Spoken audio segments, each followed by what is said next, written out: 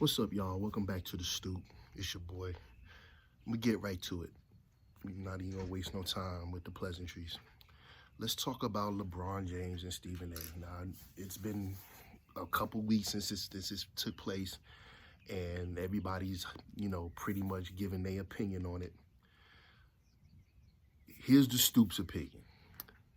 They both suckers. Straight up. They both suckers. I'm gonna tell you why. Okay? Let's start with Stephen A. Stephen A is a sucker because that man got in your face. He got in your face and he pretty much tried to punk you. Okay? I'm going to get to him in a minute, but we're going to start with Stephen A. Stephen A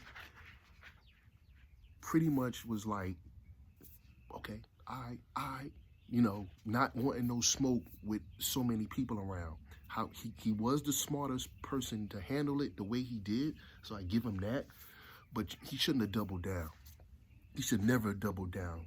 He should have basically said, what you gonna do? What you gonna do about it? Because I don't care who you talk to. Either you love Stephen A or you hate him, okay?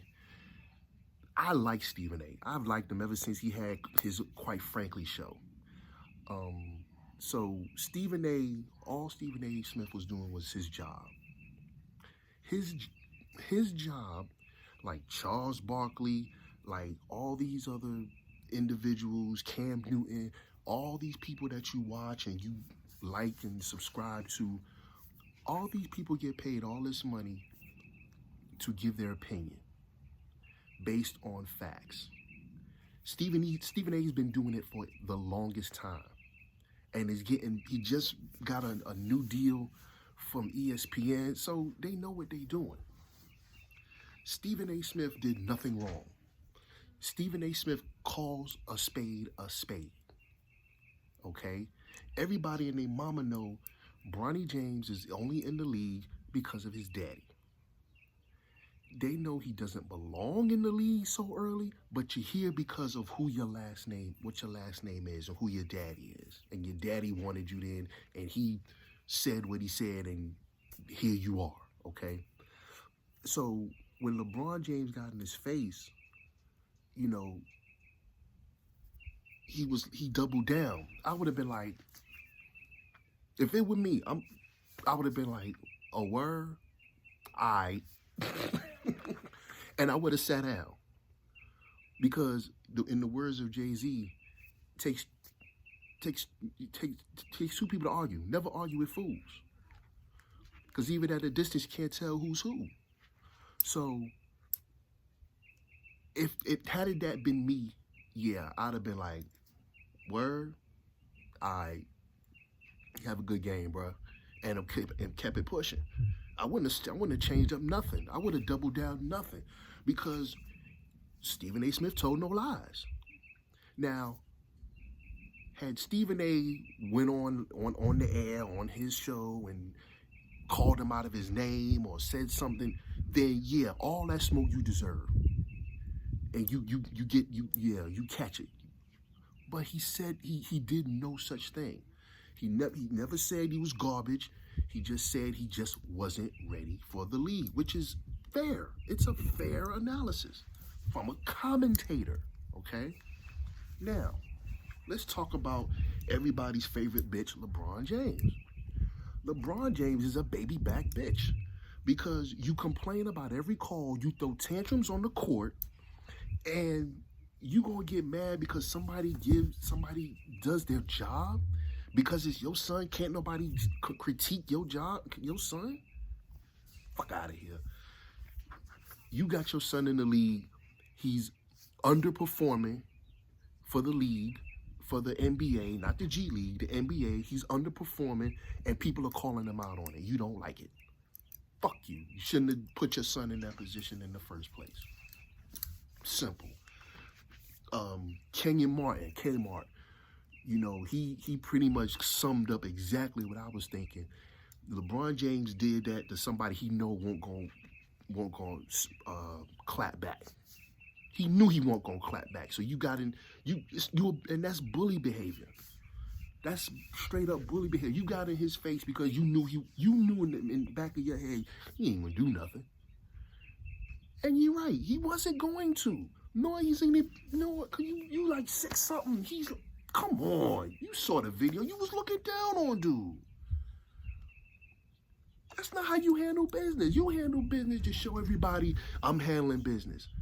Dude, okay, your son is a basketball player. Why are you defending a basketball player? If you had words, you should, like he said, you should have called him. Or just whistle to him, hey, I need to holler at you. Have a conversation in private. But no, you put it all on Front Street, and now you still look like a baby back bitch because you throw tantrums on the court. Every call you get, I mean, they playing in slow motion. You do it, you do this. Come on, son. Fuck out of here with that bullshit. Come on, son. I can't stand LeBron. I mean, this proves my point. I can't stand. Is he an awesome player? Absolutely. Is he an awesome father figure? When he ain't crashing out, yeah. You don't hear about him in the, he's not wrapped up in some scandal or, on some Tristan Thompson shit or some Zion Williams shit. He pretty much just, he goes and plays ball and that's it. But this right here is not a good look for your mans. It's not a good look because Bronny's a grown-ass man last time I checked. So what is you doing all this shit for a grown-ass man? I understand that's your son. Your son can stick up for himself. And then what made matters worse, Bronny posts some shit that the whole world knew and had the nerve to have a grammatical error in it. Like, nigga, you can't even post right. You can't even post right. Like, what? People say I had to read that twice. What is? Leave it alone. Leave it. Bronny James, your name brought up, but it ain't your fight. This is not your fight. Keep improving as a basketball player. You don't have haters. You have people that are critiquing your performance. That's what you have. Continue to improve. You are going to improve.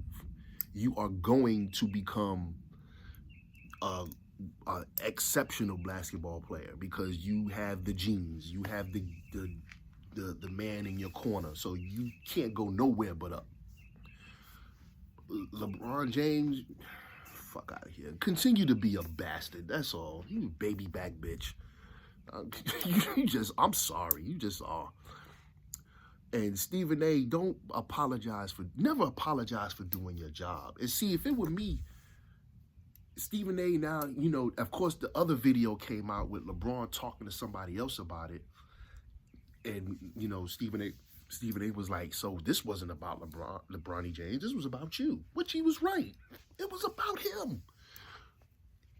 Okay, so now you got to go on everybody podcast and talk about it. See, now you look like you woofing now, because you were very humbled and tight-lipped immediately when it went viral. Okay, I get it. I get that part.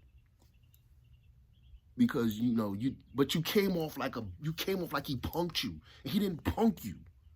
He did not punk you. You were doing your job. That's no different than a supervisor critiquing somebody and critiquing somebody's job performance at work. What, your mama gonna come to the job and get in your manager face? You're gonna be out of a job. So I guess they're saying because it's Bronny James, can't nobody critique his performance now. Like, nah, come on, nah. All's fair. You in the league, playing at a high level, you are going to get critiqued. You are going to get analyzed. Use it as fuel to get better. That's what you do. Even us, mere mortals, if we get our job performance or performance critique, don't take it as a slight. Don't take it as a diss. Take it as, okay, this is what I need to work on. And go work on it if you choose to. When I first saw it, I was like, I hated it for Stephen A. because you should have stood right. You shouldn't, the way while you were standing there, you shouldn't have said a single word. You should have just looked at him like Bernie Mac and be like, all right, and don't say a word. Ooh, it would have drove him nuts. All he would have been doing was still barking. And then go and continue to do your job. ESPN ain't paying that man millions and millions of dollars for nothing. Okay? He's been doing this a long time. I want to see him get in Charles Barkley face. Oh, ain't nobody talking about that. Let him get in Charles Barkley face and do that shit. Let him get in Shaq face and do that shit. I promise you the outcome will not be the same. You a bully. And one thing Big Show Productions and The Stoop does not tolerate is bullies. I stand on that. I don't tolerate bullies. Like, you know that you know you bigger than this man. You know this man is in a position where he really can't act out, and you don't want him to act out. You don't want him to. You just want to get in his face, put your chest out and talk slick. Nah. Anybody else, it came on. Anybody else, it would have been an automatic fail. Handcuffs, escorted out the arena, all that. And just like Kmart said, I was like, that part. That part. Because you wouldn't have done that shit to anybody else. Do that shit to Charles Barkley. Charles Barkley, do that shit to Shaq. See if you don't get your snot box rocked. It's just that simple. You a bully. You a bully. And I can't tolerate bullies. But in summation, Stephen A. Smith handled it like he was supposed to. He didn't get out of character. He held his composure, was very composed. Even after the fact, and even after the fact, he's still composed. He's still professional.